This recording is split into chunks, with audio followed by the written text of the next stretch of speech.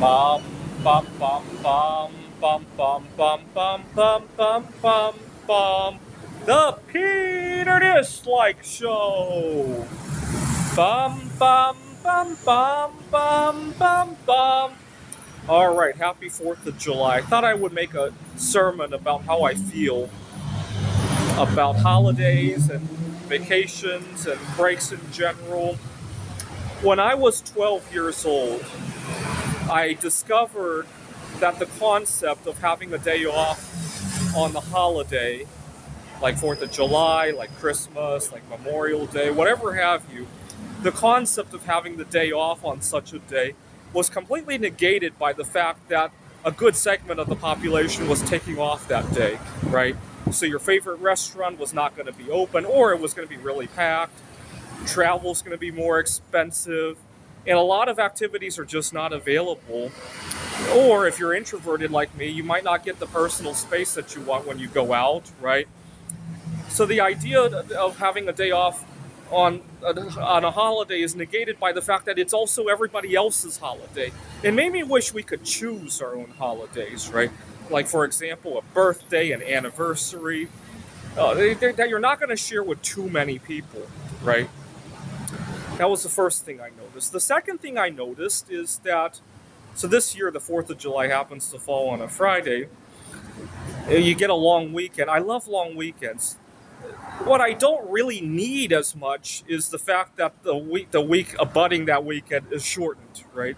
4-day work week doesn't really benefit me all that much more compared to the fact that I have a 3-day weekend. See, a lot of people, you'll see a lot of movements and discussions on a 4-day work week, but I think if these people were really honest with themselves, it's the 3-day weekend that they want.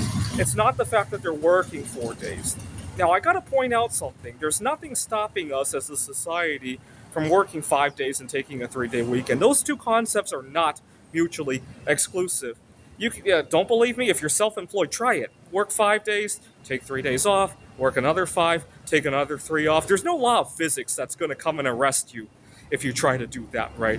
In fact, a lot of time intervals could be changed, right? The year doesn't have to be 365. Even the day doesn't have to be 24 hours, right? For example, when I first got to Taiwan and I was adjusting to the schedule, I was having 26-hour days and I actually felt pretty good while I was sleeping in that kind of schedule. Anyway, I thought I would. So there's nothing stopping you from having an 8-day cycle. Now, you might say, well, that would be complete chaos because you got to work around people who are working 7 days. Let me point out something. I don't think society needs some kind of rigid schedule. I mean, for example, what am I doing here in Taiwan? Well, last time when I was here, I met a girl on a dating app, and we find time for each other. That I'll be seeing her for the third time tomorrow. Did we need to sync up the rest of our schedule? No, it was mutually beneficial for the two of us to see each other, and we made it happen. Now, the same could happen with our work culture, right? Imagine if Glendale Community College decided to have an 8-day schedule for whatever reason, right? Now, my students would have to follow suit. They'll have to follow, their work will have to, some of my students work a part-time job, right? Now, if it's mutually beneficial for the job and my student to connect, they'll make it happen, right? I really think that the idea that society has to be synced up is a little bit overrated, right? Things happen whether they're synced or not, right? Whether there be a time zone difference. You know, I was chatting with the girl all the time when I was in the United States, right? We have a 8-hour time difference, right? And both of us work different kinds of schedules, right? Anyway, what would the ideal schedule look like in my book? Well, here's how I think a futuristic society without time constraint would look like. Let's say you take a job at a fast food joint, right? Because that's what everybody's talking about these days, the working conditions there and minimum wage there and all that. Let's say I were to go apply for a job at that 7-Eleven over there. Now, Taiwan has a lot of 7-Elevens, right?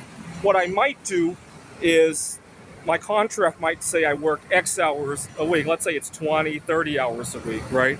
Well, I could show up any 30 and I'll turn on an app and it'll tell me which 7-Eleven needs somebody, right? And the schedule would be really fluid. Like I said, we do fluid schedules all the time, right? I didn't coordinate everything with my grandparents when I went to see them, or with the girl that I met last time, right? And all of it seems to happen, right? And we would get rid of holidays. After all, now you might say, well, if we got rid of the Fourth, who wants to work Fourth of July? Let me tell you this: if with the right pay, I think you can get anybody to work just about any day, right? So, for example, I really love my anniversary, June 13, but do you think I would pass up a shift that was paying $500 an hour on that day? Now, some people might, right? But other people would take it for $100 an hour. I think they're with the right conditions, you could get anybody to work just about any day. Or if society really doesn't need the services of 7-Eleven on that day, and then you just won't. Nobody will show up, right? I think things can be a lot more fluid than they currently are. And bonus points, you'll get people who are much more productive when they're actually ready to work, right? This is the Peter Dislike Show. Bum bum bum bum bum bum bum bum bum bum bum bum.